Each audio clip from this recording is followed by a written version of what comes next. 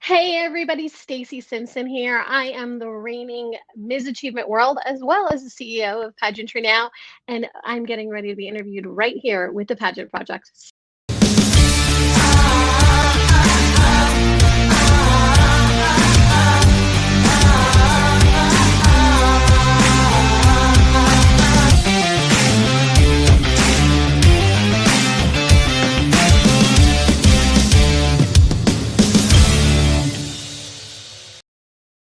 Hello, everyone. It's Adrian from the Pageant Project. My very special guest for today is someone who's probably used StreamYard as much as I have, and the one person in the pageant industry who's done more of these interviews than I have.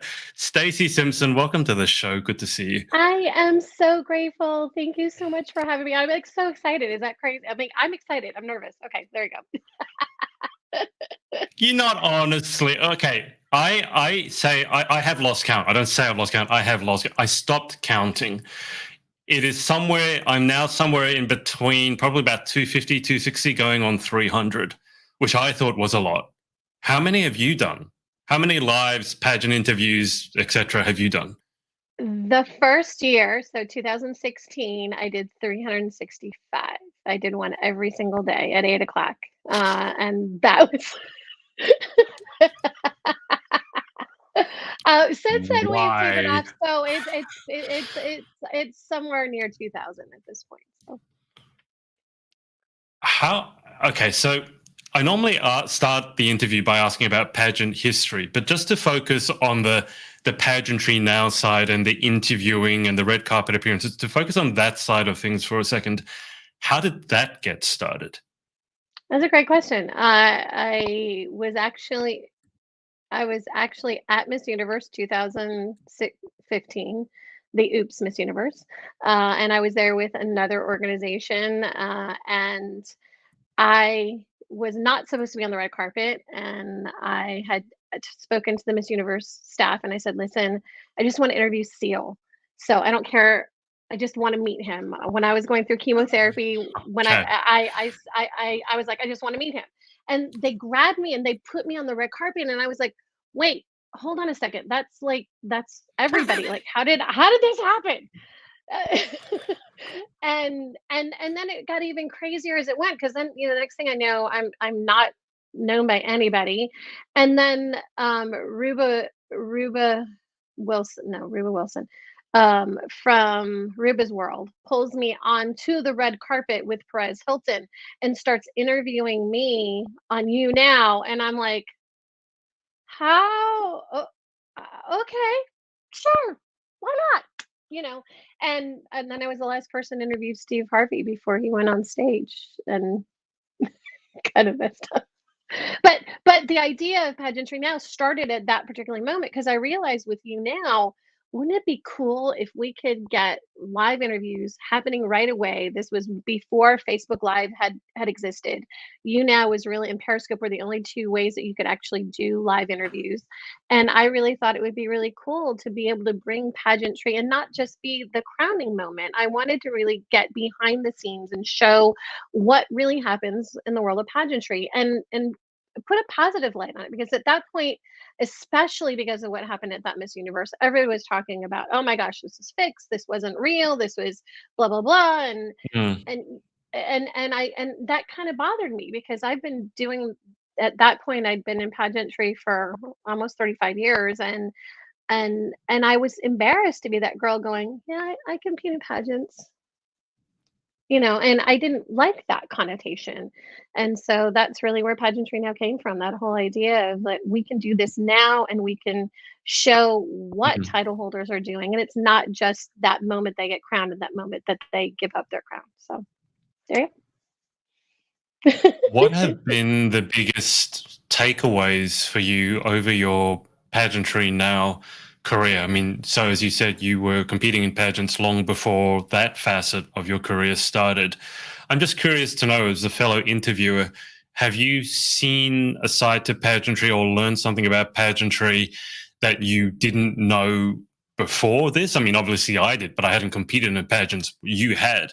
So, over your Pageantry Now career, what have been some of the biggest takeaways for yourself? That honestly, that the people that I was so like nervous about meeting were just average, normal people. You know, the very Mm. first time that I interviewed a Miss Universe, if we go back to like 2012, I made a bucket list and I was like, okay, I'd been told I was going to die for the third, fourth time in my life. And my husband and I made a bucket list and I said, well, I had never been to Miss Universe. So all I want to do is go to Miss Universe. And the next thing I knew, I was interviewing Miss Universe. And here I am, not only at Miss Universe, but I am on the red carpet at Miss Universe.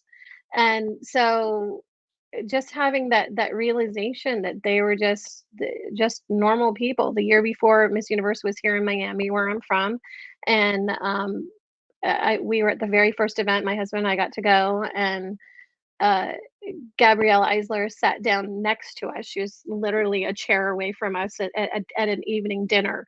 And my husband, we've got 6 title holders at the table with us because it was a VIP dinner. And my husband's texting, he was on Twitter. And I'm like, dude, be in the moment. Look at all of these women. You are in this moment. And he goes, I got you. What do I need to be looking at them for? And Gabby turned and she The goes, right thing to say. oh, every woman that would heard it went, that is so sweet. And I was like, oh my gosh. And that was that moment where I went, these are 20 somethings with cell phones. Like they're no different than I am. And that kind of like made it where I was like, okay, you know, I guess I mean, I'm still in awe. Like I still, you know, I still have those moments where I get butterflies every time I do one of the interviews because I never know, you know, what we're gonna say or what comes out. But they're just real people, just wanting to have, you know, a real life and really have a long lasting effect on the world. And I think that is really kind of amazing. Like, you know, I mean, as you know, like you've seen this world of pageantry. Like, what's been the takeaway for you? It, I mean, I was going to ask you about just quickly your husband. What does he make of all of this? Because when I came into pageantry, and I think I probably started around 2016, so maybe around this a similar time to yourself, but obviously no Yeah. pageant experience. I had no idea what pageants were. I didn't know there were beauty pageants in Australia. And then I put up this clip of my very first interview, and it is cringeworthy. It's so bad. But what So were does your mine. husband make of it? Thank you for saying that. What does your husband make of it now? Does he know any of them, or could he literally walk past, Andre or Catriona or Pierre and not have any idea who they were? That is also a very interesting question because at one point we were judging a national pageant, and my husband was seated in between Kira Kazantsev and Nia Sanchez, literally between the two of them. And I'm on the other side. This is again before I have really gotten into this place where I'm like, Hmm. okay, whatever. I had not met a Miss USA, and I'm like kind of rocking, going, okay, dude. Like I texted him. I'm like, you're next to Miss USA and Miss America, and he went, where? Now, I mean, he probably, I mean, I'm sure he knows he could see Pia, if, like, know that it was Pia. Now he probably knows, you know, Catriona as well. Like, I think, I mean, he was doing backstage for like handling the StreamYard when I interviewed Andrea. So, Right. I'm sure now, like but he doesn't. He's like, whatever, I don't care. Like he's always like, this is your gig, so it's fun. I mean, it's good, and honestly, I think he he's the one that got me back into pageantry because I had taken a really long retirement and Mm. decided I wasn't going to do them anymore, and I was really done. And when he and I started dating 10 years ago, he's like, when we got married in 2012, and he said, you know, I think you should do a pageant, and I went, do you know what you're asking? Do you have any clue? And I'm sure that he had no idea that it was going to be like this, and neither did I. Like I've got to say, the last 10 years have been really remarkable, and Mhm. I wouldn't trade it for anything. It's been pretty awesome. So Can you walk us through? It's time to ask that question. Walk us through the pageant history. So I normally ask, how did you get involved in pageantry to begin with? And then, as you have identified, you've already had multiple health scares, very serious, Yeah. life-threatening health scares.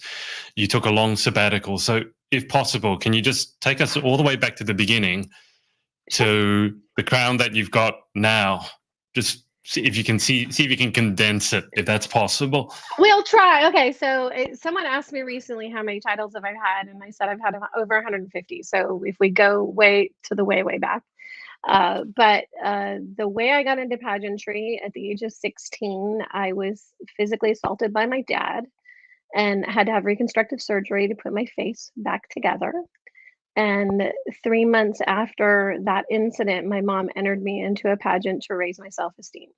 Most Mm, people don't know this, but I do have Asperger's, so I am on the spectrum. And at that point, I really um, was lacking in the ability to have conversations, and I wasn't confident. And clearly, what was going on in my life was um, pretty chaotic because of mm, the home issues. It wasn't just my dad; there were issues with my mom as well.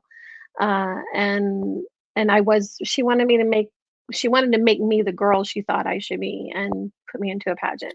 right. And surprisingly, I placed first runner up, so I was like, "Oh, okay, this is kinda cool." And the next year, Miss Teen USA started, so that became the thing. I had always followed Miss America, I'd always followed Miss USA and Miss Universe, but then that became the prize I wanted to have, which was Miss Teen USA. And I competed for Florida Teen USA. I placed, in the top 30, so out of 150 girls, I thought that was pretty significant Oh, considering I didn't yeah. it was bananas. It was and to me that was, I kind of had thought, okay, I'll leave pageantry. I got married a year later because I was trying to get out of my mom and dad's household, Hmm. and then competed in Colorado America 2 years later. And again, I placed, but I didn't win. And it just kept being this thing where I did Sunburst and I placed, but I didn't win. And um, I, after that, so I guess 1989, I mean, we're going way back, was my last like pageant as in that particular era. And then Right. 1996, so 10 years later, I was diagnosed with terminal cancer.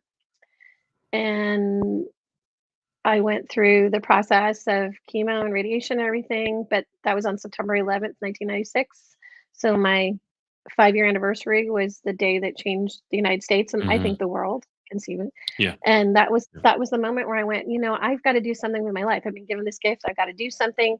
And I had a dream I won a pageant.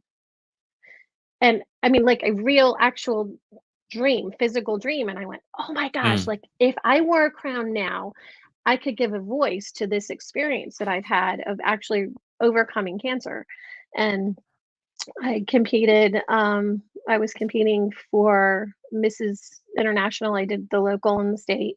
And then and was told by the state director, listen, you're just too heavy. You don't fit into this image of what Mrs. International is. And I was like, okay, well, I'm a size 14. It is what it is. I'm not going to try to lose weight to be able to fit into somebody else's standard. hmm. And then went into the first year of Ms. Plus America. So I was Ms. Texas Plus America. And then I placed second runner up. So I thought that was wickedly cool. I fell on stage.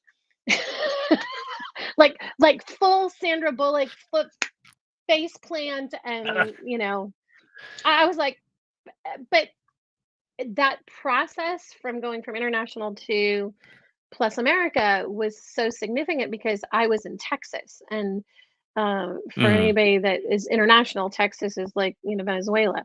So, like from the standpoint of the way they take Yeah. pageantry so seriously, Pageantry. it's the place Yeah. in the United States where it really is, And I got to travel all over the state, and I was like, "Oh my gosh, this is so cool." I was doing multiple appearances. I'd been on TV. I'd been on national TV as this state title holder, and I thought, "This is epic. This is what I want to continue to do." And but the feedback that I got from that pageant was I wasn't plus size enough, and I'm like, "Wait, hold on. I'm a 14. I'm not plus size enough, but I'm not thin enough to be in the categories of what everybody says. And so I came across achievement pageants, and actually that pageant was where I met my director now, Diana Lawrence, who was Mrs. Galaxy previously, and she had also had a previous title to that, which was Mrs. American Achievement, and I had followed that the process of Mrs. American Achievement becoming Galaxy and it being an achievement pageant. And so my goal back then was to win Galaxy because I thought it was the achievement pageant. That's what I wanted to do. American Achievement had been phased out and had gone from this live system to being Galaxy. And I just admired the heck out of Diana. So I just kept trying to live this vicarious life through her, but also trying to emulate what she was doing. And there was another system. There was American Achievement Ambassador that I won the United States a title, and then I won the international title. Outstanding Woman America, I won. I was Mrs. America Worldwide for the worldwide system, which is now Global United. That it changed names because of a conflict. And I mean, it's just, and I competed in Global United when I came back to pageantry in 2013, and then I won the title. I won her online titles, and then I came across Accomplished American, and I won the national title for Accomplished American. Then I won Accomplished International, and then also won Woman of Achievement 2016 for Florida. So I was Elite Florida Woman of Achievement, went to the Woman of Achievement pageant. I didn't place, but I didn't care because I was hanging out with all my friends, and I was in LA, got to go to The Voice. I was like, I don't care, like it's all good.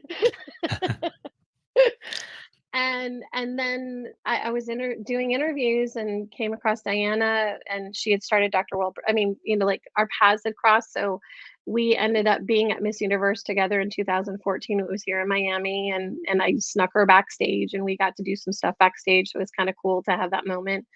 And so we kind of like have kept in touch. And then I was doing some interviews for another network, and had wanted to do an interview on classic pageantry and about how the rules of pageantry had changed. And I invited Diana to be his guest, and she's like, I have Achievement World again. We're bringing it back. And I went, where do I sign up? Like, how do I do this? Like, how do I? So that's how I got to here.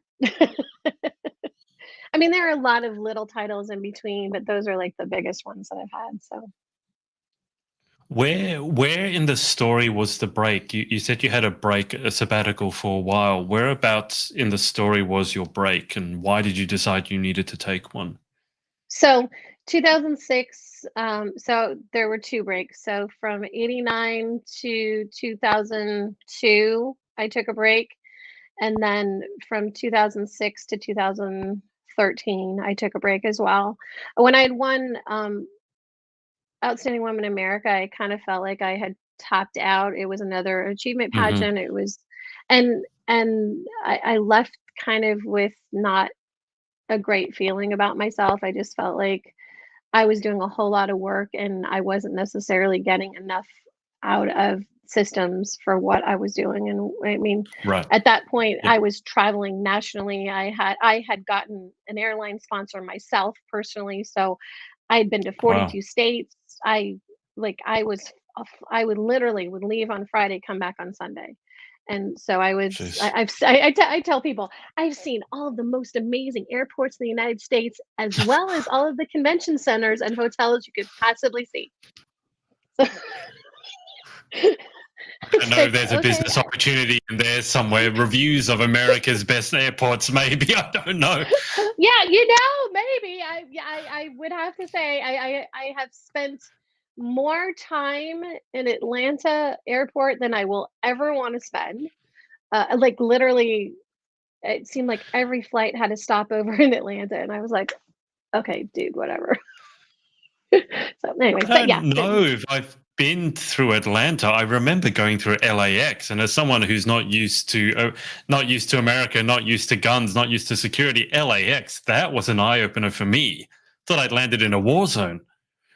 Yeah, but LA is actually pretty easy. So of the Oh, big jeez. air compared to Atlanta, Atlanta's bananas. Like I'm sorry, anybody that's from Atlanta, I love you guys. I love the city, but like your airport is just not. It's crazy. Avoid it at all costs. It you cannot. There is only one. So what you experience at LAX, there are multiple terminals to be able to go in and out of, and to go through TSA, so you get all of your checks. Mhm. Atlanta only has one. So what's the queue like? You mean you got to be waiting forever, right? 3 hours, three Oh, hours on a good day, on a good day. And I why is go it through like that? disability now. I because they set it up so there is a one train that stops off at each gate. So you get on a tram and it takes you to the gates, but there is one check-in TSA spot, and then you have gates A through whatever it is, I don't know, and have to no, it's no. I'm now It's a wondering if lovely I've city. actually been through. I can't. I don't think I spent any time in Atlanta, but I'm wondering now. I do remember going to a through a large airport, and it wasn't LAX, and having to get on a tram that was so big it basically went outside the terminal and then came back in. We don't have anything approaching that size here in Australia, and like Australia is hardly a third world country. So for me to see that size, um, it was staggering, and not really in a good way, because I was running late because my connecting flight, my inbound flight, was late. Right. There was no way I was going to be able to make my outgoing flight because I had to find this tram first, and then it yeah, it wasn't a happy experience. If you have to change terminals in Atlanta, Mm, I always tell people, as long as you stay in the airport, you're probably okay. But if you go outside, so I have a lot of friends that live in Atlanta. So a lot of times, if mm. I would get stuck in the airport, like if a flight got canceled, whatever, I have spent the night in LA. I mean, in Atlanta, sorry. And but my friends now, got to the point where they would pick me up, and I was like, okay, I have a flight at 8 o'clock in the morning to get out. So can you drop me at the airport at 5? And they'd be like, "Why?" And I'm like, That's "'Cause insane. I'm not gonna That's do insane. it." That's the Yeah, same time that we need to allow for leaving international flights here in Sydney. But that's generous. You could probably get away with 1.5 hours. So to hear that you need to give yourself 3 hours for a domestic flight, that's crazy. just to get through TSA, yeah. Now, I mean, it is what I mean, honestly, and, like, Dallas is a really big hub. Dallas is pretty simple. Miami is a huge hub. Mm, Even JFK, like, I had heard all of these horrible things about of all of the 3 major airports in New York, and we never had a problem. Like, we go in and I mean, I mm. now, because of my ailments, we do go with a wheelchair assistance, but still, like, not like Atlanta. Okay. So lesson learned. Atlanta is a beautiful place. Come visit, but just don't fly there. Basically, is the Don't moral of fly the there, story. drive. Yeah, or don't. If you just make sure that you plan accordingly, you're good. So, Dear me. I don't know if I have the patience for that. But I mean, we're talking about your pageant history. We've talked a little bit about Pageantry Now. I'm fascinated to ask you what sort of changes you've seen the pageant industry as a whole go through from the beginning as a 16-year-old when you got right. involved to now. Because I've seen what I think are quite a lot of changes even over the 4 or 5 years that I've been it. I've been in Yeah. it. So I'm fascinated to see what sort of changes you've seen happen in the pageant industry over your career, and maybe some of the big changes you see that are coming up. Yeah, I think the biggest thing is that now we're getting a lot more diversity, and I Mm, don't mean like so as a teen watching pageants, I remember one of the biggest emotional moments for me was the moment that Vanessa Williams was crowned Miss America. So here, I grew up in Detroit, Michigan, which is a primarily African American Black area. So for me, I felt very, very strongly that seeing this woman and having representation was super, super important. So I remember crying like a baby Mm. that we finally had a woman of color that had won a major title. And I'm sure that in Miss Universe we had had that previously, just because of the different ethnicities that we had from all over the world. But it that moment to me was very, very strong. So I love now seeing that we've taken a total, change from that standpoint of that moment in 1985 of that happening to now having so many more colors, shapes, sizes, Mm. age categories. Like I Hmm. always say that there is a pageant for everybody there. And there wasn't in the beginning, it was a handful of pageants that you could compete in, and not everybody could be successful in it. And I think now there really is that opportunity for anybody that really wants to do a pageant to be able to compete and be successful too. I mean, it takes work. I'm not going to tell you Mm. it's easy. Like it took me years.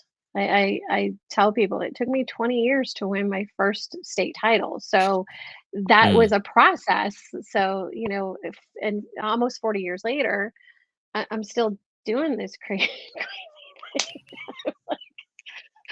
But I love it, and I love what we're seeing, and I love the changes that we're seeing.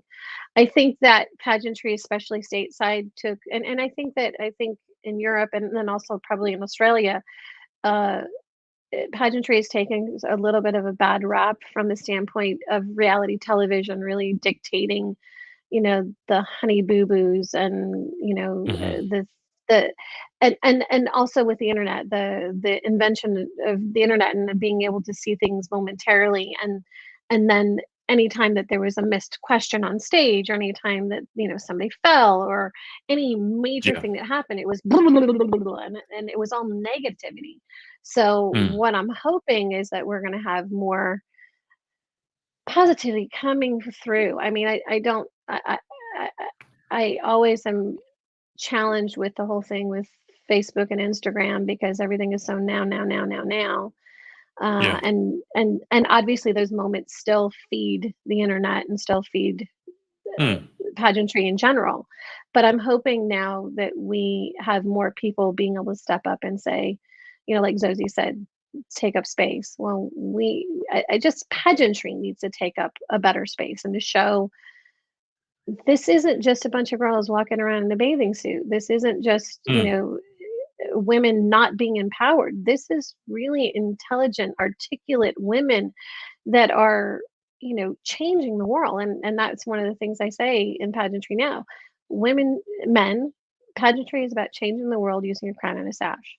And you look at people like Katrina Gray who built orphanages and schools, like and that's just one example, but it happens Mm. time and time and time again. I mean, look at, like Marissa Butler. She has been in this view of pageantry, and she's doing amazing things with her Mm. charity in San Diego. And really, I mean, it's not just one, like I know you just had Cynthia Lau on Miss Cuba Earth, the Earth Cuba. Again, these are women that are strong and empowered and really changing the world. And I think that's really awesome. And I want to be able to highlight that. And I want to be able to show Mm. that this isn't, it isn't a program to sell swimsuits anymore. Mm. That went out in the 60s. This is really empowered women speaking their truth and showing themselves as real as they possibly can, in the world of instant fame and fortune. Of course. There isn't much fortune with it, but That's a topic of conversation for another day, Stacey.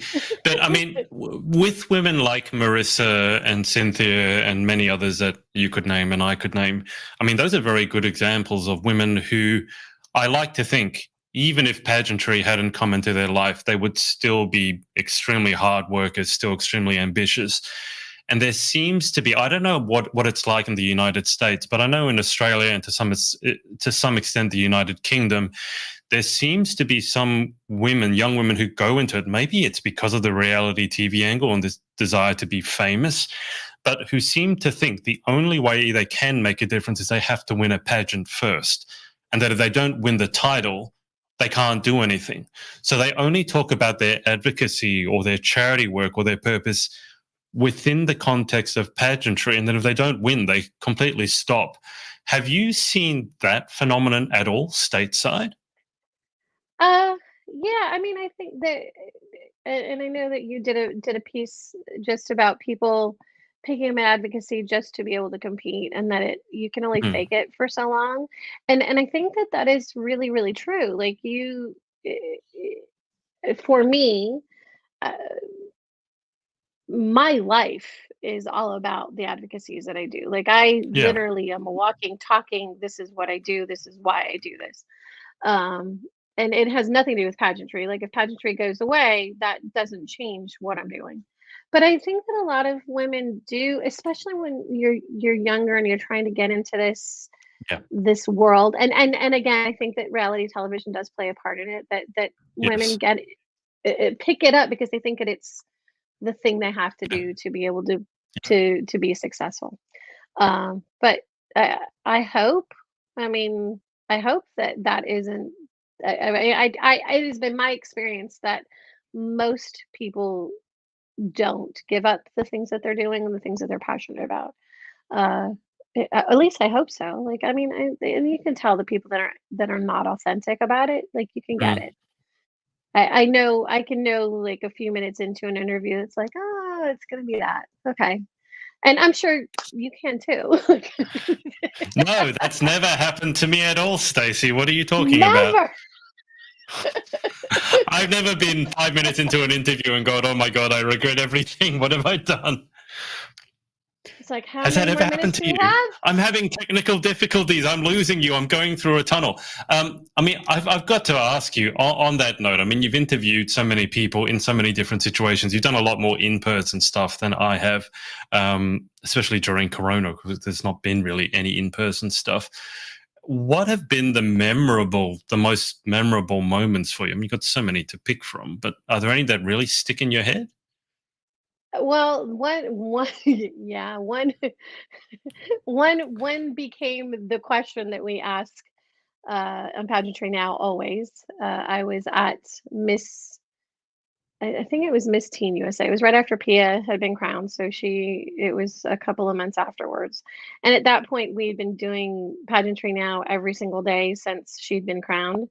And one of the practice questions that I asked people that were getting ready for pageant was, "Do you like frogs? Why or why not?" And so I was live streaming while I'm getting this opportunity to interview Pia, and comment comes up on You Now, ask her the question. So, my first time interviewing a Miss Universe, sure, let me just go ahead and ask her, "Do you like frogs? Why or why not, Pia?" And that was the moment that sealed the deal for me because she immediately went, "No, ooh, yuck, no, no." But like the response was so visceral. And she said, when I was a kid, in the Philippines, you put your shoes outside before you go in the house. And so I came out one morning and I put my shoes on and there was a frog and it didn't. And she's like, but, and then she went, "Why would you ask me that question?" And I went, "Because I got you." For that moment, it wasn't Queen Pia, it was Mm. Pia. And that moment was brilliant for me. Like it was magical. And then when I interviewed Catriona Gray, like Catriona and the Miss Universe staff uh, tweeted that they were going Mm. live on Pageantry Now. And for the first time in my life of Pageantry Now, I go live, and this is the very first time they had ever done it. They had never done a Facebook Live either. So this is Wow. my first. I had done lives before, but the Miss Universe and Miss Universe had never done it before. Yeah. And 50,000 people immediately went, and I went, "Oh, Welcome to the okay." Philippines. Ask your frog I question now. I was like, and they had the Miss Universe staff had told me, well, you've got 15 minutes tops, and I went, okay, and we were still going 25 minutes into it, and I didn't want to stop, and they didn't stop us. Like we were just so having such Mm, a good time, and when I went back to Miss Universe when she gave up her crown, it was brilliant because I said, hey, can I have a minute with you? And she goes, oh my God, you're the Pageantry Now lady with the frog question. I'm so happy to see you, Stacy. And I was like, wait, of all of the people that you have met over the last year, like, so I was like, that, those kinds of minutes, like, to me, I still get starstruck, but to know that I can have that lasting moment mm, in their brain too, even if it's just that question, I don't care. But it, I, I felt very, very honored, like, and it has happened, a couple of, I have had the honor of being able to interview the last 7 Miss Universes, and the last 12 Miss USAs. So it's pretty wickedly cool to have those moments where, and a couple of Miss Australias. And I interviewed Tegan. It was pretty actually cool. She was super, super sweet, and she and Nia were became really good friends. So it was nice to be able to have that moment because I interviewed Nia before I ever got to interview Miss Universe. So yeah, I mean, eh, again, they're real people, and I love that. And mm. I'm sure that for you, how is it for someone that wasn't part of pageantry? You come into it and go, and why did you do this? Because It's funny you bring up the frog question. I finish every interview with the same 10 questions, and I didn't come up with them. It's from a show called Inside the Actors Studio, the late James Lipton, I started and asking them too. there I you love go. that, and I love the questions. They're wonderful. But anyway, He didn't come up with them. He apparently took them from, I think it was a French. I can't remember. I think it's called the Bernard Pivot questionnaire or something like that. So I just thought, okay, you got to start strong and you got to end strong. How am I going to end strong? I don't want to have to be on the spot and think of something really memorable. So I'm just going to do these 10 questions. And by now I've done them so many times I can memorize them. Well, I have memorized them. But I don't know if you know, but the original 7th question, this is to answer your question, how much did I know about pageantry when I started? The original 7th question is, what's your favorite curse word? I know. So in my very first pageant interview, the one that I said was extremely cringeworthy, I asked that question because I didn't know any better. And she wouldn't answer the question. She literally wouldn't. I was like, I don't know what's going on. I mean, I moved on with things. It was all right. But it was only after that I realized, oh, they're not allowed to say, those sorts of things, even though they do behind the scenes. Because I know otherwise. But I had to I've replace done it. that with, I've said mine in an interview. Like I actually had to tell Diana. I was like, so the person that interviewed me is from the UK, and they happen to drop that word a lot. So, I did. So I just need you to know that we have to put explicit lyric or explicit language on the before we share. it's out of all the countries I've interviewed, you have to be careful of the Scots. The Brits are, but the Scots, they're worse. The Australians and the New Zealanders, and the Irish. You put, and my podcast co-host, Danielle, she's Cockney. My other podcast co-host, she's I Irish, love and then we Daniel. had a South African guest on, and it's just like, okay, there's a lot of expletives that we have to be careful we don't say. There's also a lot of alcohol that we have to not consume because and that was, to me, that's some of the weirdest, because you got to remember, I've not met many of these people in person. I don't know if it's the same as you. I know you've done a lot of in-person red carpet things. I haven't had that opportunity. So I have met Danielle in person once. Right. I've not met my other podcast co-host at all. And it's weird. And most of my interviewees, I've not met Marissa, I've not met Cynthia, I've not met any of them. And then, you start interviewing people and you start branching out. Now I've interviewed someone in the Netherlands. I'll be interviewing someone in Denmark, South Africa. And it's just, I don't know if this has ever happened to you where you just go, hang on, I know all these people around the world and it's through pageantry. And if it hadn't been because of pageantry, there is no way that I would be talking to some random person in South Africa or some random person in the Netherlands. And that to me probably is the biggest joy that I take from it. Was definitely the biggest joy I take from it. Outside of the pageantry is just the amazing people that you get to meet. And I keep saying, like, I can't think of any other industry, sport, hobby, profession where you would get to meet such a range of amazing women from around the world. And the one thing that unites them is they want to make the world a better place. It's not about them, it's about the impact they can make. So for me, that's like way back when I started, because I was a tennis coach and I'd been coaching at an all-girls school for probably 4 or 5 years.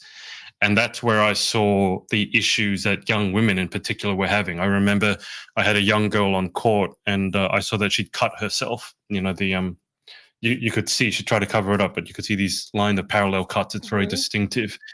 And the vice captain of the school, who's a tennis player, had a very bad eating problem, so much so that she was hospitalized in a psychiatric ward on more than one occasion. In fact, one time she was pulled out from her family home, kicking and screaming. That's where I realized, okay, there are some issues that young women in particular face. Not to say that men don't, but with women it's different.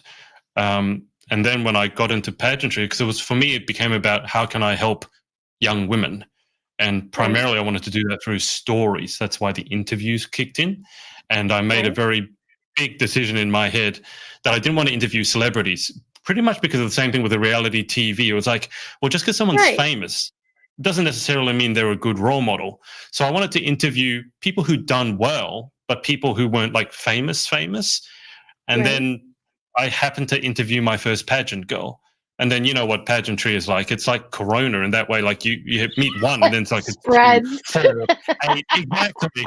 And then then you're meeting all these people and then you begin to lose track of who you've met where. But that's how it started for me. And I've always loved interviewing. I don't love so much talking to the camera myself. I've had to accept doing that is part of my job. But the interviewing side of it, hearing the stories, the best part for me, though, apart from the stories, is the laughing. Like when you get, like what you said with Pierre. When you get those random moments of just, I mean, I've had a couple of them recently. So I interviewed Miss Earth Australia, and her sister was helping in the background, taking back behind the scenes photos. And Miss Earth Australia's name is Phoebe. Her sister's name was Rachel. And I just said, oh, so when are we getting Rachel in a pageant? And it wasn't like oh, no, she's not really a pageant girl. It was a uncontrolled, almost, the snorting laughter when something makes you laugh so bad. I do. It wasn't quite that bad, but she couldn't stop laughing for a solid 30 seconds. And then you can hear her sister protesting in the background. And the sister's going, why are you laughing at me? And like Phoebe was laughing so hard, I thought she was going to have a stomach cramp or pass out. Like she's holding her stomach. And like that, those moments are, to me, just priceless. I don't know. I mean, we're comparing like interview stories now, which is something I've not been able to do before. Okay, but well, and before the pandemic, we were trying to get you to come on Pageantry Now, and at that point, the wildfires were crazed across Australia. You were doing interviews from your car, which I was like, okay, so we'll just do this another time, and then the whole world shut down. You look at my interviews from then, you talk about doing it no matter what happens, you'll see that my entire face and my car is blood red. And it's not because I got funky tinting on my window, it's because there was so much smoke in the sky. No, it was just the smoke in the sky had turned the sun blood red. So I look at my interviews back then and it was, yes, there was a lot of smoke. I have a white car that turned black. And then when I wash it, it turned yellow or brown. But it was just, it was horrific. But it's, when you do what we do, I don't know what sort of stories you have in terms of, technical issues and things like that. I mean, that's a If there's a whole. technical issue, it's a good interview. I found I so many technical issues. I have a team that started following me when we did the very first show on You Now. That she found me when she was scrolling, and she actually comes into broadcast for me and starts typing if I say, okay, you can find this person there, but she'll be like, Yeah. and there goes the technical issues, and now she types out, please stand by, we're experiencing some technical issues. One of our representatives will be with you momentarily. You sound like you have a whole organization going on there. I do this all myself. Like I'm trying to, but I don't know, because you've done some like podcast episodes as well with multiple people. Yeah. That's even harder because I don't do anything off of a script. Even my interviews, I never have a list of questions. Maybe I should someday. But if you think having one interview and having to think on your feet is difficult, I tell people, you think that's difficult, try controlling 3 other people, and one of them is Danielle, and you know what she's like. So good luck to you. I love her. Oh my gosh, she's amazing. Like I was kind of hoping she would be in, because I was like, we went off on like a whole tangent, because when I was doing the other show, it went sideways. Like it was like an hour, almost 2 hours. I was like, okay, how do we pull this back? Like I'm trying, because it's not supposed to be this kind of interview. It's supposed to be like, The View, and no, it went it went sideways really. Well, I guess I can apologize for that one. I'm the one who sent her your way, so it's probably my fault. No, but honestly, she's brilliant, and I loved it. So to me, it was actually a great experience, because we were really trying to pull, people from all over the world, and try to pull in that idea of pageantry, and having different opinions, because not everybody has the same opinions about pageantry. So we had Danny on, we had Rafa Delphin from Critical Beauty, and we don't all see the world the same, and so the world of pageantry, and yet we could all come together on so many of these things that we are talking about. Just about how pageantry has changed, and some of the negativity that has come through reality television, and things that have happened with pageantry, and then trying to bring back that feeling of elegance and beauty, and because yes, they're beauty pageants, but I really believe wholeheartedly, like with my title, I love that it is an achievement pageant, because it really brings out my inner beauty. This stuff, I'm 55, like this takes work. but you look but great. thank you. But what I'm doing is what is most important to me. So, I've already said that I'm retiring. This is my last title. I'm done. I really love what Pageantry Now does, and I don't have enough time to do Pageantry Now the way I would like, and be a title holder. Being a title holder is a job. It takes a lot of time and effort and work. So, and that was really why I ended up not continuing with that show, is because I can't run my own business, which I do have a gymnastics business as well. And that actually, it was interesting you're talking about tennis, because for me, the world of gymnastics was my life as a teen, and I dealt with, on top of the issues I was dealing with at home, I was a gymnast, and I had an eating disorder, and pageantry really aligned with a lot of those issues too. And to now be able to have such positive experiences from pageantry, and know that if I had not put my foot into the well at 16, I certainly would not have become a teacher. I certainly would not have become a public speaker. I certainly would not have ever had an opportunity to be on national news, to have the different podcasts that I have been a part of as both a host and then also as a guest. Like I think it is remarkable how that moment changed my life forever. And conceivably, gymnastics could have been that place that I still had that moment. I ended up, having a very successful gymnastics business. I ended up working with Olympians in the gymnastics world and did programming with the Olympic team. Uh, could that have been where I stayed in the place that I was in? That's how I ended up in Texas. Uh, but no, I mean, I love my relationship, my positive relationship with the sport and with children, and being a role model for them and being an advocate for them. And then my pageant life, it seems like such a dichotomy because most of the time my hair is pulled back. I'm in, in a t-shirt and shorts, and like I'll walk in with my makeup on, and my students will go, "So, Miss Stacy, who did you interview today?" Because they know if this is the face that I have, that clearly I've either done an interview or that I have been interviewed. But that it was really, you know, could gymnastics have been that place for me to have done and Mm. met these people and had these opportunities? Sure. Um, I mean, and did I meet some amazing people from all over the world through gymnastics? Yes, but not to this point. Certainly not. I mean, and to me, I think it's really remarkable. I am a guest. My goal as Ms. Achievement World is to be a guest on one podcast every single week.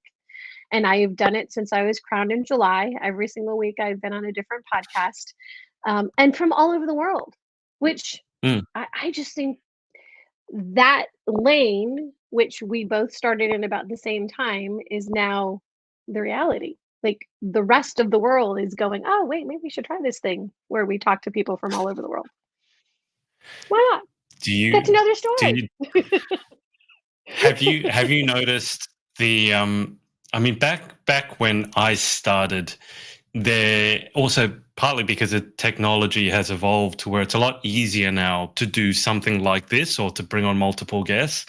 But back Right. in 2016, it was a lot harder, if not impossible, or a lot more Yes. expensive, or both. Now it's All become of a those lot. things. Yeah, yeah, yeah. I remember back when I was doing tennis coaching, I taught myself how to play tennis, and that was through doing video analysis. These days, you want to do video analysis of something like a pageant walk, you get someone to hold their phone, they video it, you play it back, slow motion, you're golden, whatever. Back in those We do days, it it in was like two or gymnastics three now. thousand Yeah. dollars to get. I know, but when I had to do it myself, like $3,000 just for the software. Then I had to take my tripod and my big camera, my whopping great laptop. But my point from that, aside from I'm way too old, I've been doing this for too long, is have you noticed how many more people are doing this now in terms of interviewing? Because I've certainly noticed it's everywhere Right. now. Yeah. Well, actually, and I will go back to that moment on the Miss Universe red carpet. I was the only one with a cell phone. So I That was a while ago then. did well, everybody had cell phones, but I was the only one doing my interviews on cell phone. Yeah. So I have a phone with my microphone that plugs into it, and Hmm.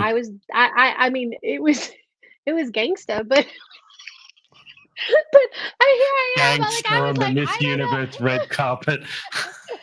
I'm like, okay, we didn't have lighting, so there wasn't affordable lighting. I mean, now everybody can get something pretty reasonably, but Yeah. I had the best at that point, the best of the line iPhone. I spent $300 on this iRig phone microphone to attach to my cell Mm. phone, and here I am going, okay. Hi, tell me. I mean, and the worst part was is I didn't even do it like across the velvet rope because most people hand the microphone across and they're not in the video. No, what did I do with Emmett Yeah. Smith? I wrap my arm around him, turn around, and go, "So, tell me about yourself." You like to get up close and personal. You're one of those people, are you?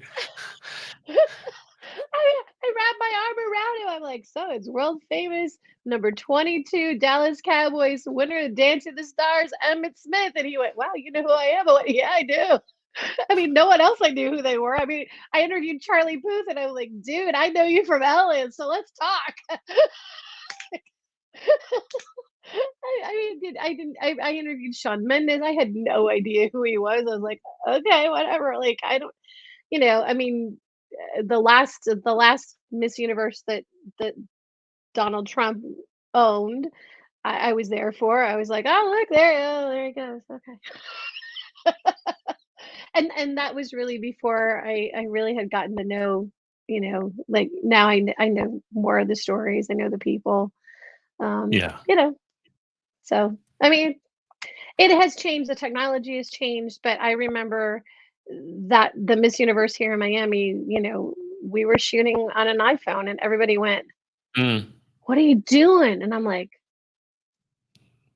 "Interview. Like, work on your phone. Just try it." And then slowly but surely, my first Miss USA that I was Pageantry Now, I had 2 tripods, so I had one that had a GoPro on it, and then one had my iPhone on it, and the GoPro was down low, so I have an amazing interview of Ashley Graham's breasts.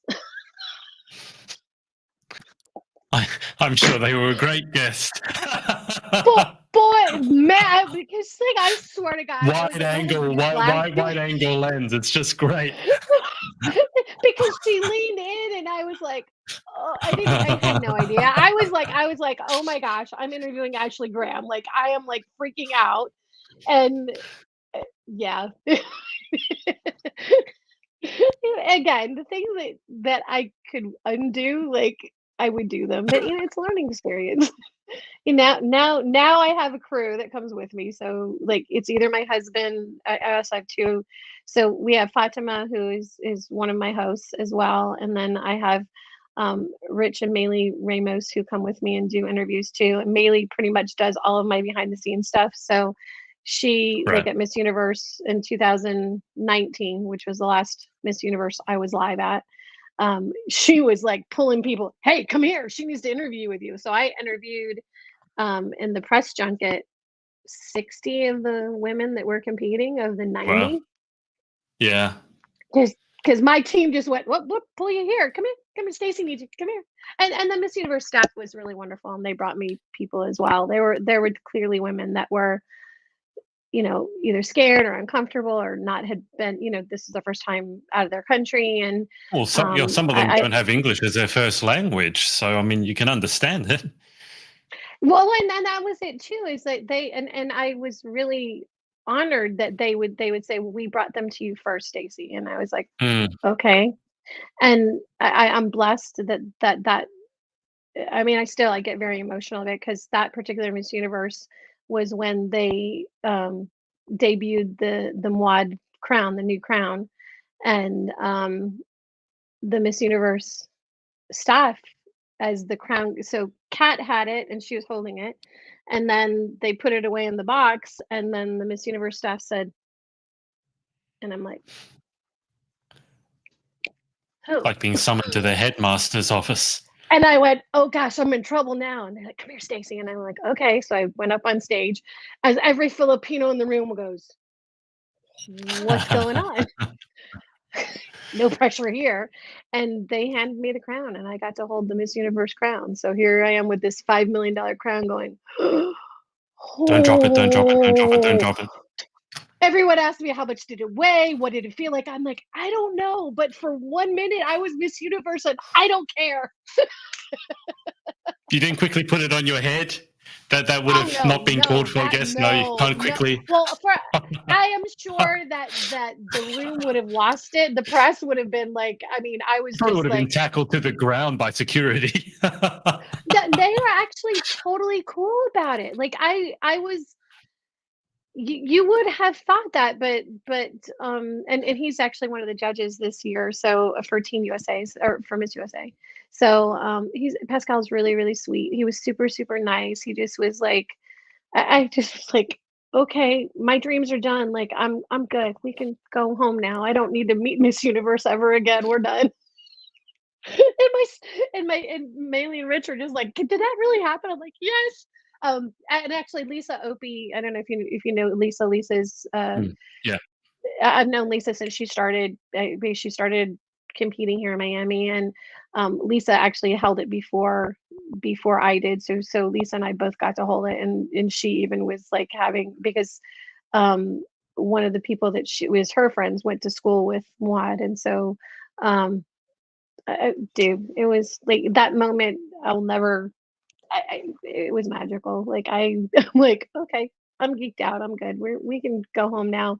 And they're like, wait, we're going home? I'm like, no, we're gonna go to prelims. And um that particular prelim was pretty magical too, because they wheeled me right up to the stage and I sat within, you know, right on the edge of the stage, and Within spitting I went, distance. yes, You're in the like splash they zone. it was I was and at one point, like, staff had come up to stop us from taking video, and I went, "Press pass, thank you." Okay. Because they weren't allowing people to do videos, or and I was going click, click, click, click, click, click, click, click. I mean, again, Yeah. on my Yeah. phone. Yeah. So, you know, it it has changed. I think it's much more accessible now. Mm, Clearly, I couldn't afford, and to be clear, Pageantry Now makes no money. We don't charge for anything. I've spent thousands of dollars to fly, to do the things that I do, to have these opportunities. Um, but on the phones, on the gear, whatever I have to have, mm. just to be able to say I could be there and have that moment. Like, it is, pageantry is not a cheap sport. But it is one of a kind, and it's pretty magical. So, Have you is ever that too much tried information? explaining? No, but what I want to ask is, have you ever tried explaining any of the sort of any of this side of things to people who don't know anything about pageantry? And just you see, sometimes I don't know if you have any friends who are outside the pageant circle, but my best friend who I I play do. tennis with once a week, I had this very weird morning where, as I don't have a pageantry background, so I woke up one morning and I had a Zoom call with Miss Universe Ireland at 6.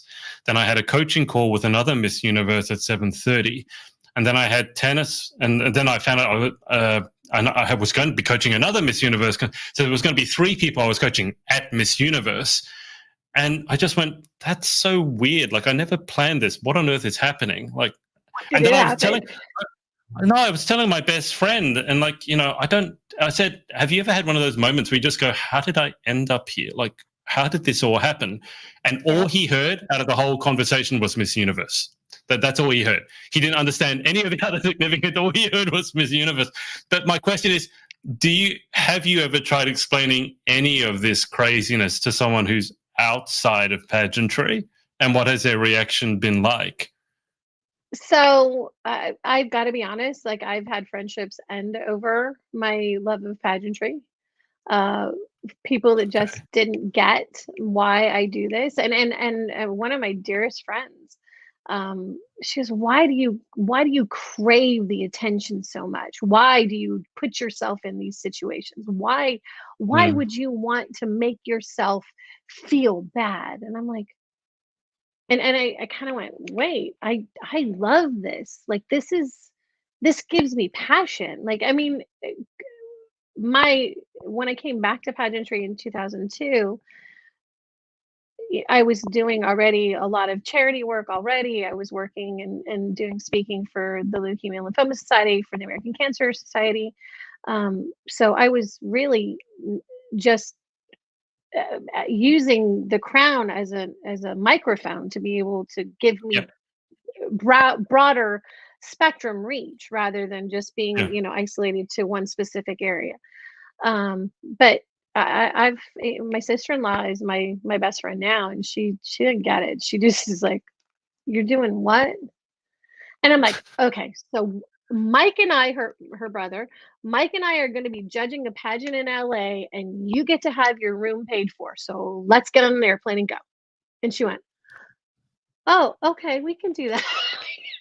I finally That's got her okay to now. come. She didn't go to the pageant, but the fact that she could go have a moment where she could get away. I mean, we ended up having tickets to Disneyland. Like, she got to have a Mm, magical moment that was, and she went and met some of the girls, and she's like, this is not so bad. Like, I get it now. But up until that point, this was 2019. So from 2011 to 2019, she was like, I don't understand. And you know, my best friend, who's been through this all of this with me. We've been friends since '91, and Mm. I mean, he gets it, but you know, his husband is a fashion designer, so his husband gets it. He's like, "Where Yeah. are we going now?" It's hard to, I guess, it's hard to even to my employees. Like you know, I have 5 young women that are employees, um, and trying to explain to them, "Oh, yeah, I'm flying to LA for a charity event," and they go, "That's cool. Why?" It's Mm. my other life. You know, trying to explain the other side of it because they see me as being this successful person within my business, and they want to be part of that world and part of gymnastics, and they see that side of it. But the Yeah. pageant side of it is, I think, kind of fascinating to them. You know. I mean, you know, at one point I was like, "You guys wanna go to Miss Universe? Like, we can make that happen." And they all went, "Why?" Why? It's very see. It's interesting to me because most of the people that I found who have a negative view on pageantry haven't really actually experienced it.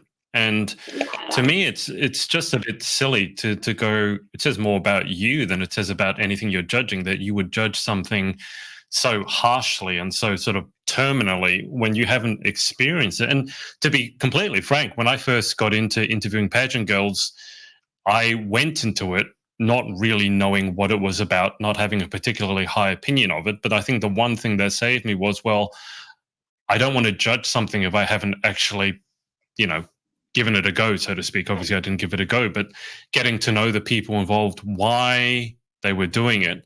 And then ever since then, I haven't stopped.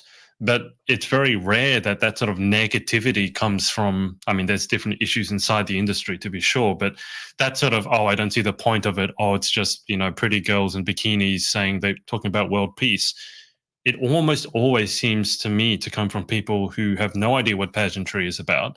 They've never watched a pageant interview, never attended a pageant in person, Right. and I I used to think that one of the things we should do is try to bring them into the conversation, bring them into the fold. And to an extent, I still believe that's the case. But sometimes I think people just is trying to spend your time converting them is it's very, very difficult. Very So I difficult. think in I some agree. ways the best thing to do is for you to shine, for you to set an example, and then when they ask you, how'd you get into this? Then you mention the pageant bomb. Then they go, oh, Right. rather than going at them, beating them over the head with a stick, going, you should love pageantry, you should love pageantry, which I see again and again. And I just have this feeling now, Stacey, it's like, I don't think you want to do that because no one wants to be proven wrong. So if someone doesn't Right. think pageantry is great, and even if you prove them wrong, they're still going to resist you because you've come at them and attacked them. I'd be interested to know what Right. you think on that. That's sort of been my sort of journey in terms of should we try and convert people or not. What really the whole idea again with Pageantry Now is the tagline was positivity pageantry in the beginning, and it still is.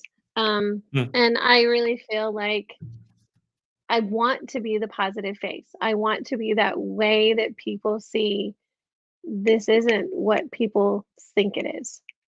And even for the girls that work with me, when I interviewed Andrea Mesa, I was like, "Listen, I understand you may not understand this world of pageantry, but here, go watch my interview." mm, And then they came back to work and they went, "Oh, wow, she's really cool. Like I had no idea." Like and this and you know that changes and honestly, that's been one of the easiest ways for me to be able to say, "Hey, go look at this conversation." yeah. You know, I don't need you to tell me to, I don't want to try to convert you, and I certainly don't want to. I, I would love for everybody to see pageantry the way that I do, um, Mm, because I really think it is a really beautiful place, and it really is about people really trying to make a difference in the world.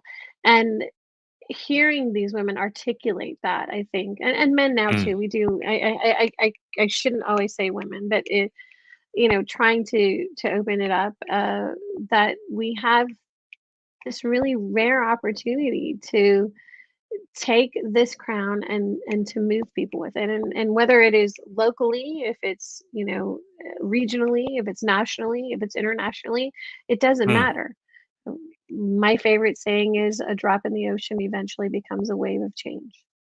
I'm going to be that drop, me. And if I convert one person, if I change one life, that's my goal today. So, and if somebody sees that interview and they go, hey, I think that's cool, let me look at that. I mean, and Yeah. in the beginning stages of Pageantry Now, we just did coaching. That's all I did. I just did interview coaching, and I Mm. didn't care if it was for pageant or not. We just had people practicing, and it is to my pride that now I've had several women, girls as well, teenagers, that watched those shows and now are national title holders. You Mm. know, again, that moment when someone said, "Hey, would you coach for Miss Universe?" And I went, "Sure." That's a hard Me? sale. I went, "Okay." I've had a first runner up. That's wicked cool. I haven't been a Yeah. winner, but but and again, Yeah. is it just it's a team. Like it's never one person. I'm never gonna ever Of say course. that anyone, it takes a village to raise a title holder. Mm. It doesn't ever happen with one person's knowledge, because everybody is good at something and everyone has a different perspective. And at the end of the day, the title holder is the person that wins, and the people that are behind them hold them up and lift them up to that title. So, Yeah. I completely agree. That's well said. It does drive me crazy when one person tries to take credit. It does happen. Um, but yeah, it's been weird for me recently, especially with Universe coming up, because one of my best friends won the Miss Universe GB title. And I don't know if this has ever happened to you, where you kind of have this, you knew them before, the whole before they were famous thing. And right. it's so weird to me because, as you said, the real person thing, like Pia, Catriona, they're real people. And people go, of course they're real people. But when you have that sort of hero, the fangirling thing, and you realize they're real people, it's a very weird moment. And then I've known Emma. Like Emma was sitting on that couch one day trying to do an Instagram post. Took her 2 hours because she was trying to get the caption right. In the meantime, I've edited 5,000 interviews. And to think that she's gone from that person, and she said her Australian stay was exactly what she needed. Now she's Miss Universe GB, prepping to go to Israel. And you have all these people who suddenly, her biggest fans, and I'm happy for her because it's really grown her following, but they know her as that. Whereas I knew her as something else. As And just in that, my head, exactly. it's kind of my head. I don't quite know how to explain it, but my head was kind of confused. It's like, oh my God, I'm so happy you won Miss Universe GB. You're competing. It's like, but hang on, you're also the same person who I videoed not being able to cook my pasta when you're wearing a towel on your head and your pajamas. And when I wrote the congratulatory post, I said, am I allowed to show that video? And she goes, no. Like, oh. No. Darn it. I still have that video somewhere. But they're real, like, and then that Yeah. you know again, maybe I told my husband, I was like, but Adrian, like, takes bloopers out, and he's like, Stacey, you're doing it live. If anybody watches, there's gonna be a blooper. Like, how many times have you made a mistake on camera? And I was like, ironically, when I'm live, I don't usually, I mean, I do misstep and say things that I shouldn't, sometimes, but generally it's when you're asking me to do captions that I go, oh sure, let me record that, and it takes like 6 takes, and I'm like, don't give me a script, just let me say what I need to say, Yeah. and we'll be done with it. So Yeah, I'm the same. Look, I embrace the bloopers. As I said, the funniest parts for me are the funny parts where someone is laughing I uncontrollably, agree. and that's to me, that's why I clip those out and put them up, because yes, I there's a think they're serious great side to it, though.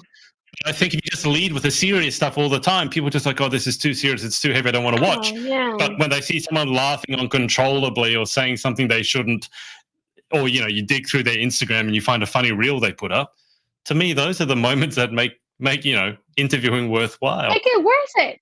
And one of the things, like, I got critiqued recently, telling me that my interviews are too long, and I was like, well, I have learned that the magic space where someone relaxes into it and we get to know the real person Mm, is between 25 and 30 minutes.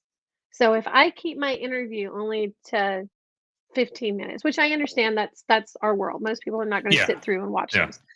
But but you miss out on really good stuff where you find Mm, out things about title holders that you would never, they wouldn't get to that comfort level of talking to a stranger. They're used to yeah, those 3-minute sound bites that they're used to doing. Whereas if you get to that good place and they calm down and they're comfortable with you and you're comfortable with them, that's where the magic happens. So, yeah. I which agree. makes for good podcast.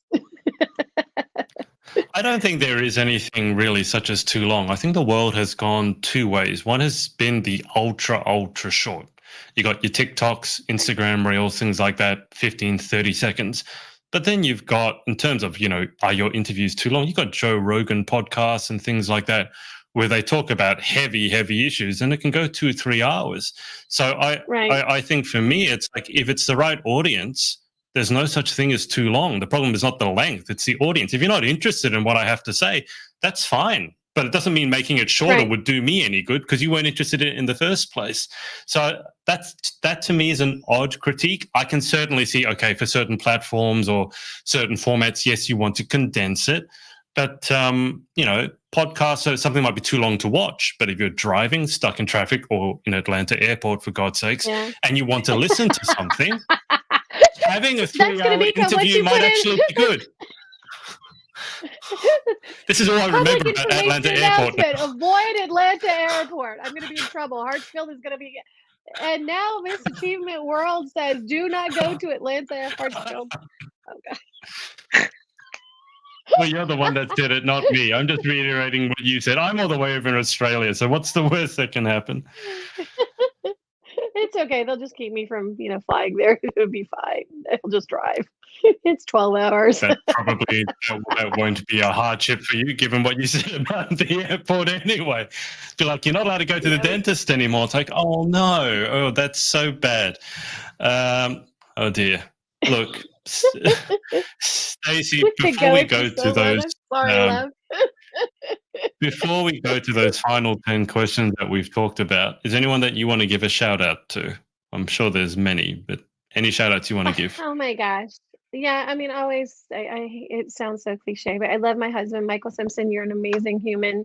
You put up with this crazy world that I wouldn't be able to do this without you. Diana Lawrence, my amazing director. I have been friends with you for 20 years. You have been the light that I look forward to, and it has been my amazing honor to be your title holder. Tell my friends, like, I know my world is crazy. The things that I do are nuts. You guys support me. My sister-in-law, who gives so generously to every charity that I'm like, please, I'm raising money. She's amazing. My in-laws are fantastic. They just are great humans. And then, to all my pageant friends, like all the people that have been on the show that are part of this, Fatima for sticking with me, Maylee and Rich for, being along for the ride, knowing that we're never going to get paid for any of this stuff, but we're going to go on an adventure. Like, Maylee at Miss USA, my defibrillator went off, and that woman stayed in the hospital in evening wear for 3 days, and stayed with me. So, Wow. yeah, interviewing Paula Shugart, and my defibrillator went off. Interviewing Paula Shugart. I'm grateful to everybody that steps into my life, and you shine light onto me. It is my honor to shine light back onto you. So thank you, and to you, because dude, man, what you're doing is exactly the same space that I want us to have more people that do this, because I think that it's important that everyone gets an opportunity to share their light and their story and the magic of what pageantry can be. So, cheers. I'm sorry, I'm still getting over the fact that you were in an interview and your defibrillator went off. I mean, I thought I had technical issues, but nothing quite of that magnitude.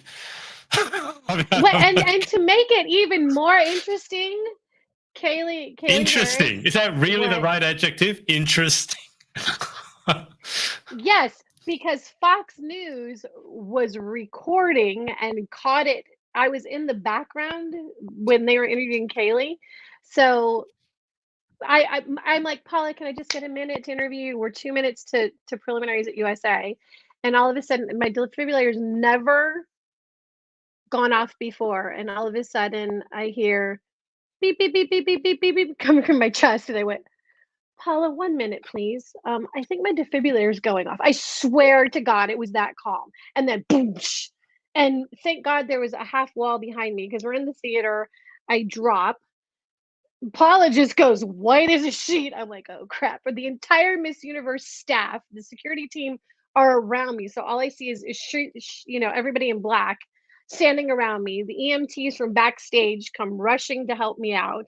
The PR staff are like, came immediately to me, Stacey, what can we do to help you? How can we?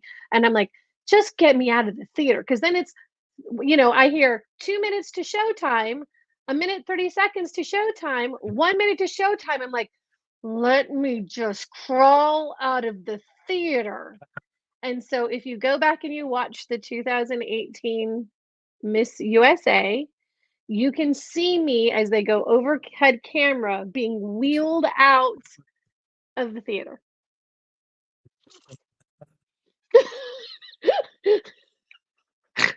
Okay. I haven't had quite that moment yet. They talk about Steve Harvey moment. I'm going to call that my Stayc Simpson moment, the moment when you just, wish you were dead on the red carpet. Not literally, but just wish like the whole world would swallow me up. I haven't quite had that moment yet. I'll get there. Oh, that's quite, I really need to go and watch that now. You. And the Miss Universe staff are amazing. Paula Shugard's an amazing, and then, so this was prelims. The hospital did emergency heart surgery on me the morning of the finals for Miss USA and got me out of the hospital so that I could go to finals. Like, the entire hospital knew what was going on, and the Miss Universe staff had sent me flowers. Like, everybody was keeping up with what was going on. And so my Maylee wheels me into the theater, and the security guards go, oh, she's here, and roll me into the theater so I can watch Chesley take her first, like, the final look walk, because I took a nap. I was exhausted. Like, I wasn't feeling great. And so I get to see Chesley walk out on stage and the final look. And I'm crying, and I'm like, oh my gosh, this is, because Maylee's never been to Miss USA, so she's like, yeah, this is awesome. It's a memorable first time.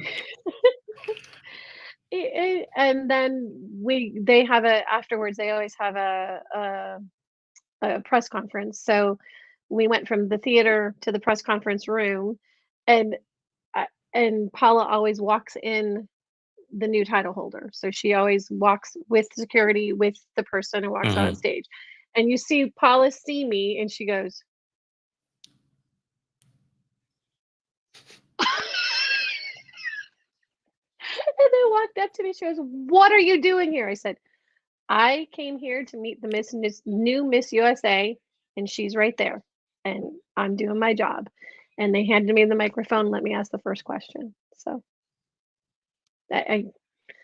they love me. I love them. I am forever grateful. If I never, I mean, I know Crystal. I pray that they will offer me the same amazing opportunities that Miss Universe organization has as well. But I know Crystal back from when she was doing prelims. Like, I remember sitting at Miss Fort Worth with Crystal's mom, and her being first runner up at Miss Fort Worth, and her mom going, they're never going to let her be Miss Texas. And I said, she's going to be Miss USA. Just wait. So Um, I'm super proud of that, and so I hope that she is changing the way we do Miss USA and the way we see Miss USA and Mm. bringing back some of the old things that we were doing. And so to her and all the staff, keep changing the world. We like that. So lots of shout outs. It's going to take me a while to get that defibrillator story out of my head. I don't know how I'd deal with it if I heard beeping coming from my chest, knowing that an electrical shock was coming. But jeez. And then you went back to the And my pageant. You really concern, are crazy. but I've heard people get the I pageant bug, but this is insane. no, no, and I had a heart attack at one of the pageants I competed at. Almost cardiac arrest. Woman of achievement. I think you should shout out the defibrillator manufacturer, because that obviously worked. Well, yes, the defibrillator, and so it is the same thing with me. I have heart failure as a side effect from my original cancer. And at one point, my heart function dropped to 10%. So my defibrillator Wow. kept my heart going. And then instead of getting a transplant, I was the first woman to ever receive cardiac stem cells to repair the damage to my heart. So it is because my potassium gets low when I get excited. And if your potassium gets critically low, it puts you in cardiac arrest. And so that it even happened with, I was so afraid with Achievement World because my heart rate started to raise, and I'm sitting in my bedroom being crowned, or not even crowned, like hearing my name, and I'm trying to hold my husband's hands. This is the first time he's ever been at a pageant with me in my bedroom. And my heart rate was like 155. I'm like, oh crap, this is gonna go off again. What the So, again, the reason I'm retiring is because I don't think my body can take that pressure. I mean, there are limits to what I can probably put as a meme, but there are so many TikTok audios that just immediately leap to mind, like the whole "oh no" audio leaps to mind, Oh and the one where it no! goes, Oh "It was no! at Oh that no! moment Oh, that that would be she realized." awesome! Yeah, you're there, and there's like in the cardiac, the defibrillator goes, "Oh no! Oh no!" Oh my god, that would be brilliant! Oh It my might be a god, little bit on the Pageant! nose. I mean, you are having a heart attack, Stacey. I mean, it's not that funny, but it's the timing of it. I mean, just Okay. But you know what? The thing that keeps me alive is that I laugh through it all. So in that moment, yeah. my concern was the fact that Miss USA was getting ready to start and that I might embarrass the organization by being on the floor. By And the lying on only the thing I kept floor. Who's that lady lying on the floor in that lovely gown? I don't know.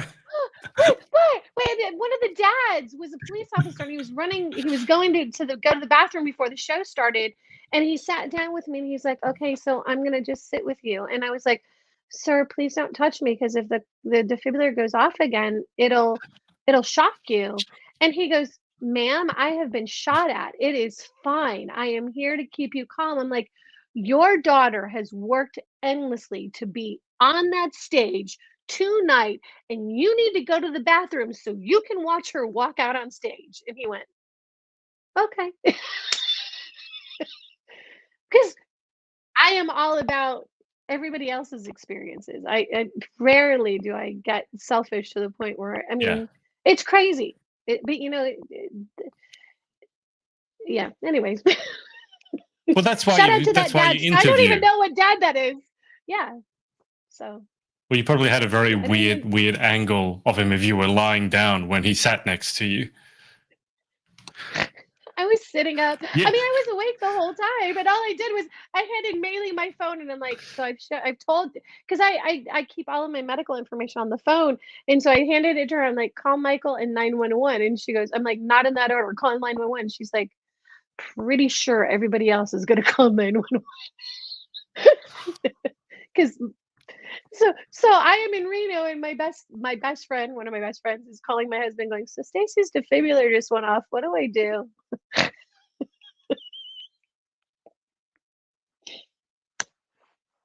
Yep. can't buy these moments. Adrian, you could make this could be gold for you on TikTok. I think I'm pushing the limits. I'm thinking about whether I'd be game enough to put a defibrillator video up on TikTok as humor, but we'll see. We'll see. Live dangerously. That is a first. I mean, we mentioned Marissa briefly. I mean, Marissa getting struck by lightning has stuck in my head for forever. She's forever the girl who got struck by lightning. I remember she put up an Instagram story, and there was, wherever she was, there was a tornado coming, and she had videoed the tornado. I said, whatever you do, don't get sucked up by the tornado. And she goes, yeah, can't be the girl who got struck by lightning and hit by a tornado. It's like, hit by a yeah, tornado. you think? It's like, yeah, you I mean, like, if you two are together, that'd be great. You got hit by... Right. I hit Hurricane Andrew, which is one of the biggest hurricanes to ever hit the United States. I watched the roof pop off. Like, the stories. How Stacey, how can you watch a hurricane ripping your roof off and not have your defibrillator go off? But being crowned as a pageant queen is enough to make your heart beat. I mean, how? I didn't have a defibrillator then. I didn't have a defibrillator then. So yeah, I didn't have cancer then. I didn't that at that point. I just been the child of abuse, so it's fine. And I guess that's why you got to laugh at everything. It's like, well, God's ripping the roof off my house. Well, what's the worst that can happen?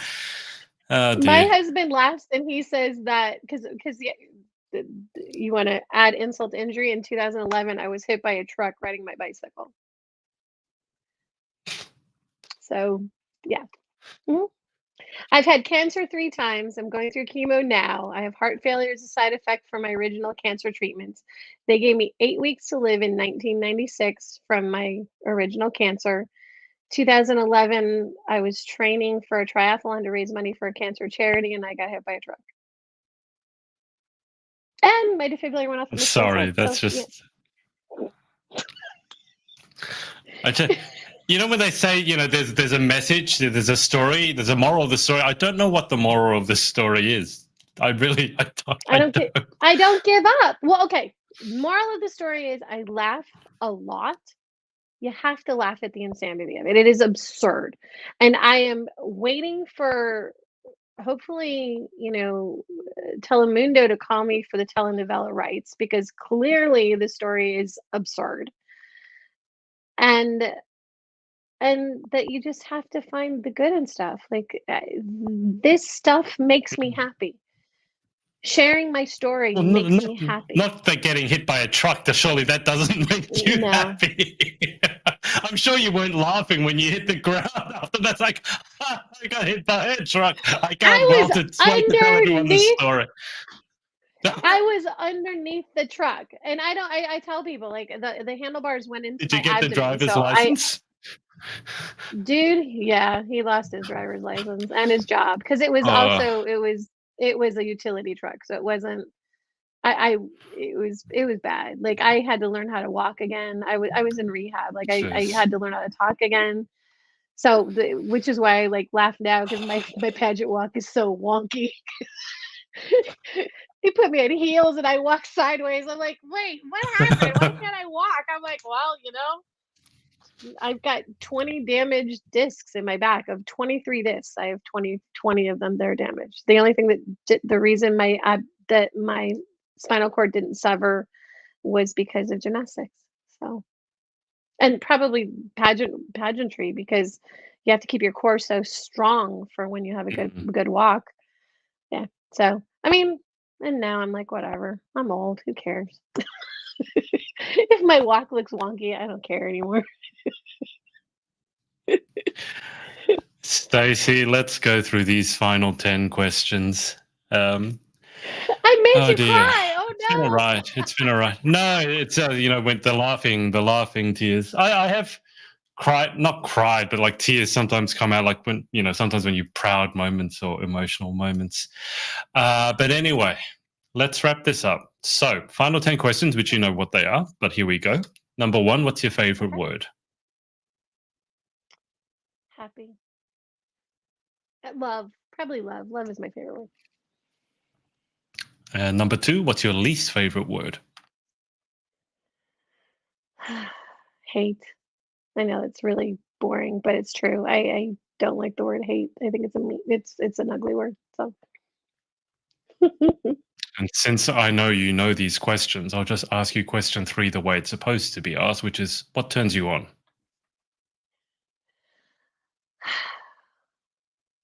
a good sense of humor. You gotta have a good sense of humor.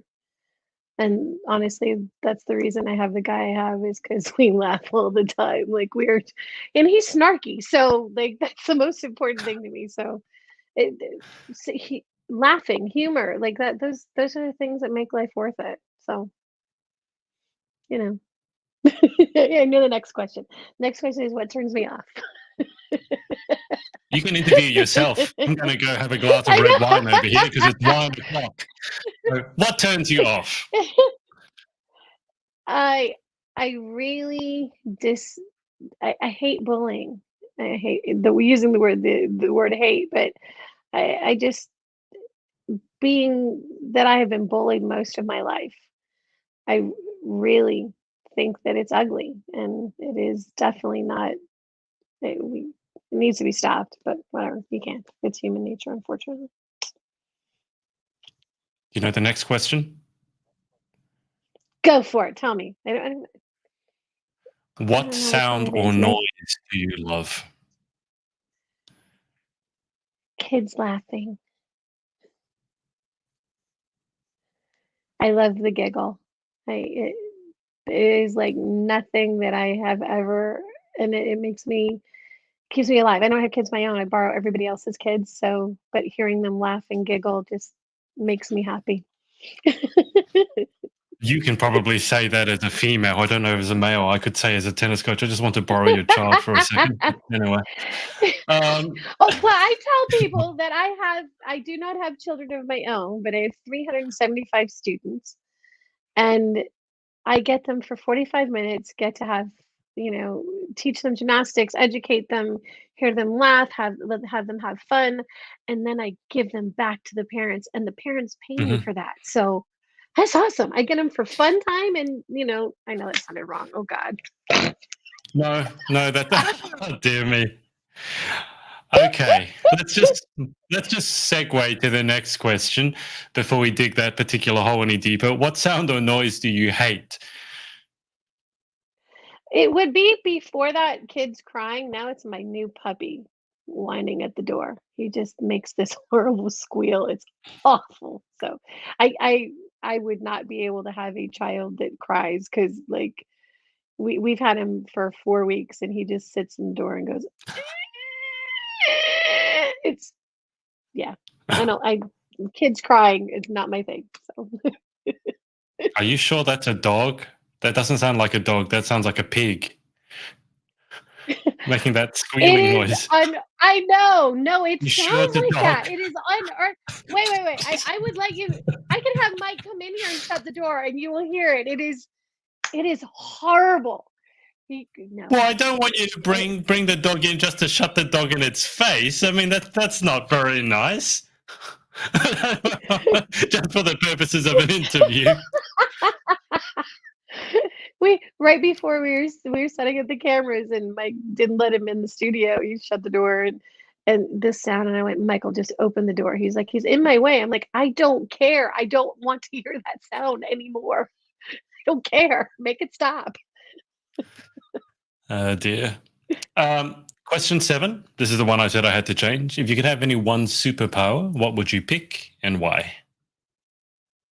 I want to be Jean Grey. I want to be able to use my brain to affect other people. So I'm a redhead. I want to, I want to use that mental ability to make other people not do things to my will, but just do positive things, like, do good things in the world. So. Okay. And the appropriate answer to that is the F word. So. Okay. Thank you for that. It's been a long time since I've been able to ask that question, so thank you for that. Dear. Diana, I love you. I didn't say it this time. So. Yeah, everyone just says the F word. Question 8. What job or occupation, other than your own, would you most like to attempt? I would want to be a doctor. Like I have, because of the medical issues that I've had through the years, I absolutely, and I've had doctors ask me where I went to medical school because I know my information really, really well. I'm like, Mm, life. So, and being part of Dr. World Productions, I think it's really interesting because several of the title holders and I are, friends, and they know my medical stuff, and they think it's so cool that someone that isn't a doctor they could talk to, and tell me more. That's cool. But now that I have friends that I can go, so this is what's going on. Do I need to go to the hospital or not? that's cool. Yeah, that's cool to be able to It's talk cool. about that stuff. What job would you definitely not like to attempt? Ah, that one I haven't ever thought about. Like I mean, there's a lot of things I used to say I wanted to be a proctologist or a garbage truck driver just to be silly, but um, I I don't. I think I've tried so many different jobs that I'm game. Like I don't know. I probably don't want to be police officer. I think that would be not good. Because I even tried the politician stuff because that used to be the answer. I don't want to be a politician, and I Mm. tried. So um, yeah, I don't know. Probably a police officer. You know, I don't like danger. I clearly have my own danger without having to add to it. So Yeah, you don't need any help from any third parties there. You're doing well by yourself. Dear me. Mike That's not says Tim's that fate. nature stopped trying to take me out, and that's why we're now into trucks because nature stopped. So Nature knows when she's beat. Dear me. Final question. If heaven exists, what would you like to hear God say when you arrive at the pearly gates? you made a difference. I want to know I changed a life. So that's really deep and meaningful, but that is why I do this. To change one life would be enough. So I want to know that I helped. So congratulations. Let's go, drop some F bombs and you made a difference. We can only hope. We can only hope. Well, look, Stacey, it's been a ride. Thank you. Thank you so much for coming on. It's been a pleasure. Thanks for letting me be here. I really appreciate it. I mean, honestly, um, no, no, not trying to blow smoke or anything. I am honored to be your guest, and I love what you're creating. I love the fact that there's enough space in this world that we can have more than one space that we can share Mm. stories. And I really am grateful, and especially because I know with the ladies in the UK and Australia, they haven't had those places that they can feel safe and have an opportunity to be able to share their story. So um, grateful that you open those opportunities up. So keep doing it. It's good. Well, I thought it was about time. I mean, Someone has to it's like. about I time. mean, I can only do so much. Yeah, yeah. We'll never have any shortage of people to interview. That much is for sure. But I don't as many interviews and podcasts as I've done. It's funny that I still hear firsts, like things that I've never heard before. And today I've heard a couple of them: the defibrillator and being hit by a truck.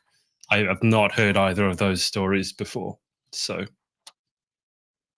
Well, it is my pleasure to be the first, probably the last.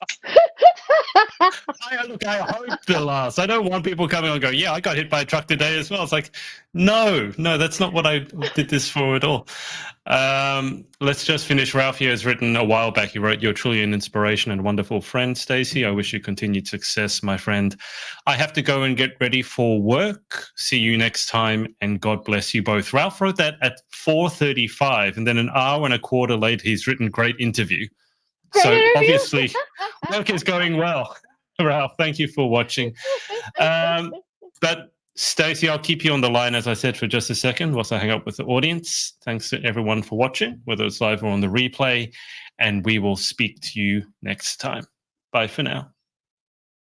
Hey, thanks so much for watching. Sorority access is now open, so if you'd like to join an amazing group of women and learn how to be the most powerful, confident, and impactful queen possible, head to thepageantsorority.com. I'll see you there and see you in the next video.